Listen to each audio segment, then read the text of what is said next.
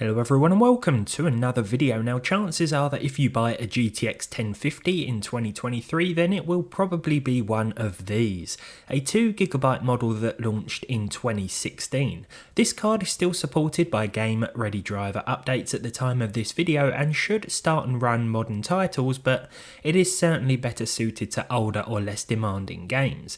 That said, it is still one of the most capable 2GB GPUs on the market, believe it or not, which is merely an observation, not an endorsement or recommendation.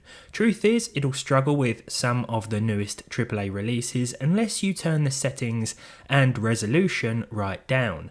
Not just because of the memory, but because it's almost 7 years old. That said, the 2GB of VRAM must play a part, right? And it makes me wonder if this is any better. Although this looks like exactly the same card, it's far from it underneath. This is the 3GB GTX 1050. Appearing on the market around mid-2018, the 3GB card has more CUDA cores than its 2GB counterpart, the same as the 1050 Ti, in fact. Now this doesn't make it a 1050 Ti with less VRAM though, because it's got a smaller 96-bit memory bus width and reduced memory bandwidth compared to the Ti card, as well as the standard non-Ti 1050 in fact.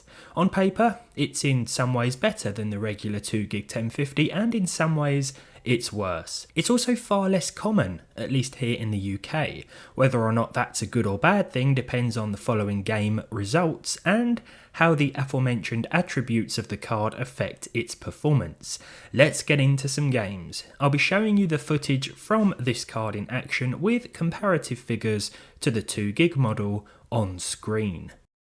Now the first game I tested today was Cyberpunk 2077. I've chosen settings that is best suited for both versions of the card, though of course you are still better suited to lower resolutions where possible. I've also avoided any upscaling like Intel Xe SS and FSR today so that you can get a true representation of what these cards are capable of at Full HD resolution when running some of the latest and greatest titles. First of all then, we have Cyberpunk, and with the 1053GB, the footage of which you see on the screen, we saw 31 FPS with a 1% low of 24 and a 0.1% low of 23. This was actually a few frames better overall than the 2GB card, which saw an average of 28, a 1% low of 22 and a 0.1% low of 18.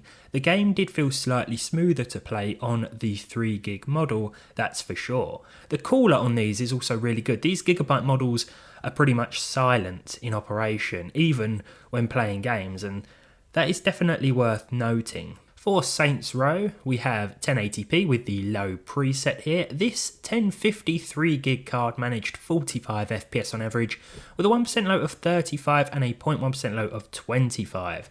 Now this is probably the only result where we actually saw slightly worse figures with the 3GB card than we did with the standard 2GB card. So I guess the memory bandwidth matters more here as opposed to the VRAM, which seems to matter in the other games. That average was 1 FPS better, but it's with the percentile lows where things were slightly more noticeable though, nothing major by any means.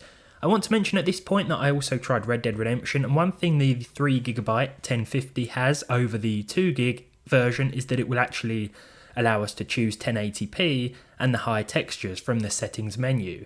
You can't do this with the 2GB card, you have to adjust the settings in the INI file, but it all meant nothing anyway because for some reason the game crashed when using either of these two cards, so this result couldn't be used unfortunately, but I thought this was worth pointing out anyway. For Forza Horizon 5, 1080p with the low preset, the game still looks very good and we could have actually pushed things a bit higher. Now here the 3GB 1050 managed over 60 FPS.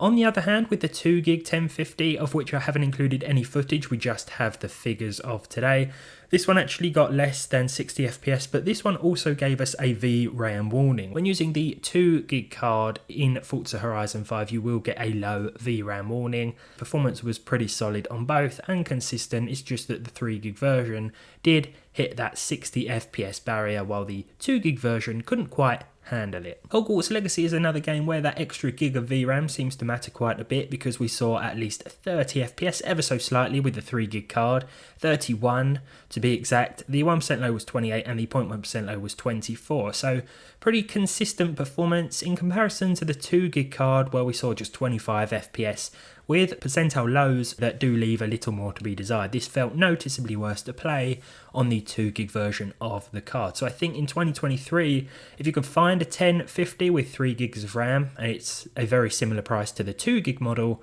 well, it's definitely worth getting despite the reduced memory bus and the memory bandwidth. I think the extra gig of VRAM is going to be more of an important point than what it lacks in terms of its other attributes. The Last of Us Part 1 now, 80% of 1080p resolution for this one, because at 1080p native, neither card could actually manage 30 FPS consistently. Here we saw 34 with a 1% low of 26 and a 0.1% low of 14, so not perfect. There were a few little dips and drops here and there.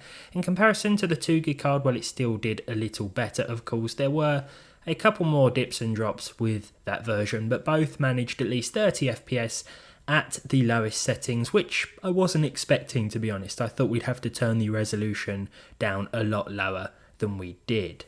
In Marvel Spider-Man Remastered, 1080p once again with the very low preset, we saw 43 FPS here with a 1% low of 31 and a 0.1% low of 25, so I think this was definitely playable. The game doesn't look too bad at the very low preset. We could probably push things to low, and of course in real world scenarios you may want to implement some sort of FSR, but because I was comparing things here, I felt it best to leave things at native, and I think this gives you a better idea overall of how a GPU is holding up in 2023.